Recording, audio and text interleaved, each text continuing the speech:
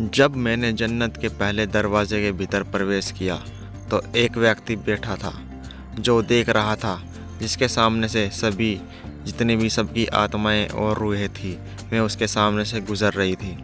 किसी से वह बहुत अच्छे से बात करता है और कहता है कि तुम अच्छे इंसान की आत्मा हो, जबकि दूसरे से वह गुस्से से कहता है कि तुम बुरे इंसान थे और तुम्हारी आत्मा भी बुरी है।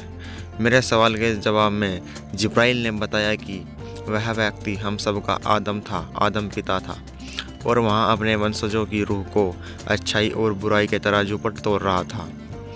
जब वह किसी मोमीन रूह को देखता था तो वह खुश हो जाता था, और जब किसी गैर मुस्लिम को देखता था तो वह घृणा उसे उत्पन्न हो जाती थी। वहाँ मुझे ऊँट की शक्ल जैसे इंसान दिखे जिनके हाथों में आग की तरह जलते हुए पत्थर थे, और वह इन पत्थरों को अपने मुंह में डाल रहे थे और वह पत्थर उनके पीछे से निकल रहे थे।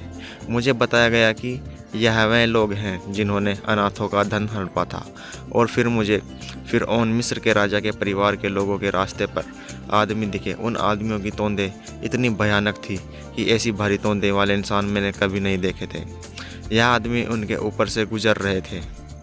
जब इन राज परिवार के लोगों को दोखस में डाला गया तो वहाँ प्यास से पागल ऊँट राज परिवार के लोगों को रौंदते हुए भाग रहे थे। यह लोग वहाँ से हिलडुल भी नहीं पा रहे थे। राज परिवार के लोगों को दोखस में इसलिए डाला गया था क्योंकि वह सूदखोर थे। तब मैंने औरतों को देखा जिन्हें उनके स्तनों से लटकाया गया था। यह वह औरतें थीं जिन्होंने शौहर के होते हुए किसी दूसरे व्यक्ति से यौन संबंध बनाकर दोगले बच्चे को जन्म दिया था।